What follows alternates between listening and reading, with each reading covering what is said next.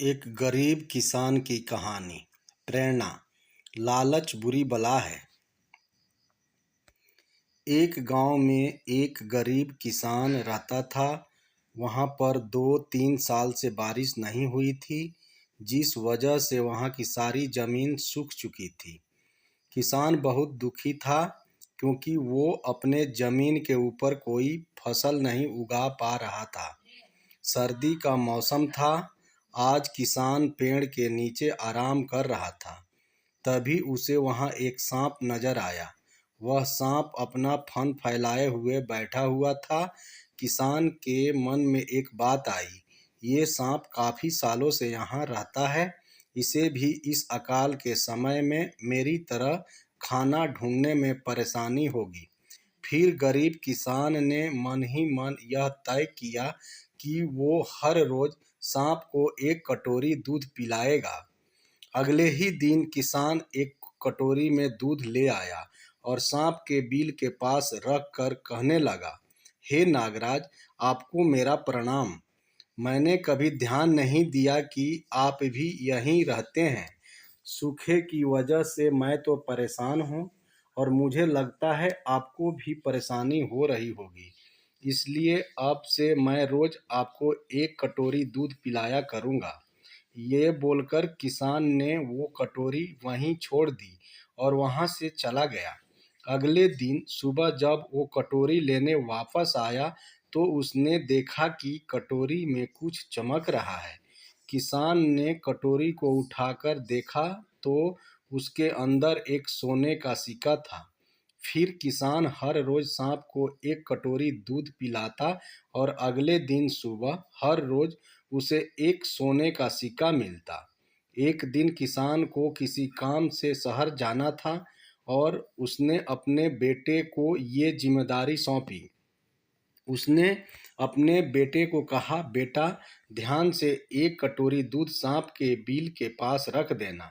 किसान के बेटे ने अपने पिता के कहे अनुसार एक कटोरी दूध सांप के बिल के पास रख दी। अगली सुबह उसे भी सोने का सिक्का मिला। उसके बेटे ने सोचा कि यह सांप तो बड़ा कंजूस है, जरूर उसके पास बहुत सारे सोने के सिक्के होंगे, लेकिन यह तो हर रोज बस एक ही सिक्का देता है। अगर मैं इसे मार दूं तो मैं इसके सारे सोने के सिक्के ले सकता हूँ। अगली शाम जब लड़का दूध देने के लिए गया तो उसने सांप को देखते ही उस पर छड़ी से वार किया, मगर सांप भी सतर्क था। उसे छड़ी तो लगी पर उसने किसान के बेटे को भी डंस लिया। सांप का विष बहुत ही जहरीला था। देखते ही देखते किसान के बेटे की मौत हो गई और जख्मी सांप अपने बिल में वापस चला गया। जब किसान वापस लौट कर आया तो उसे अपने बेटे की मृत्यु के बारे में पता चला। साथ ही वह बहुत दुखी और क्रोधित होकर सांप के बिल के पास उसे मारने पहुंचा। तभी उसने सांप को देखा कि सांप को भी काफी चोट आई है। उसे देखते ही वह समझ गया कि उसके बेटे ने सांप पर हमला किया होगा। वो समझ गया कि परिस्थिति ही कुछ ऐसी हो गई होगी कि सांप ने उसके बेटे को डसा होगा। उसने हाथ जोड़कर सांप से माफी मांगी और सांप से अपने बेटे को वापस लाने के लिए कहा। थोड़ी देर बाद सांप अपने बिल में जाकर बाहर आया और उसने किसान को एक जड़ी बूटी दी। गरीब किसान जड़ी बूटी लेकर अपने मरे हुए बेटे के पास गया। उसने उसके नाक के पास वो जड़ी बूटी रखी। थोड़ी देर बाद उसका बेटा खांसता हुआ उठ खड़ा हुआ। जिंदा होने के बाद किसान के बेटे को उसकी गलती का एहसास हुआ। वो अपने पिता के साथ सांप के बिल के पास गया और उससे हाथ जोड़कर माफी मांगी और बोला, हे नागराज, मुझे क्षमा कर दीजिए। अब मैं किसी भी पशु, पक्षी या जानवर पर हमला नहीं करूंगा। मुझे क्षमा दान दें।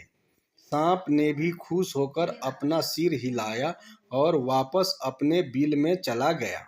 इस कहानी से हमें दो सीख मिलती है। पहली ये कि लालच करना बुरी बात, और दूसरी सीख ये है कि हमें निर्दोष जीवों पे हमला नहीं करना चाहिए। हमें उन्हें बिल्कुल भी परेशान नहीं करना चाहिए। हमें उम्मीद है कि आपको यह कहानी ज़रूर पसंद आई होगी। ऐसा ही कहानी सुनने के लिए लाइक और सब्सक्राइब करें। वीडियो अच्छी लगी हो तो कमेंट्स ज़रूर करें। धन्यवाद।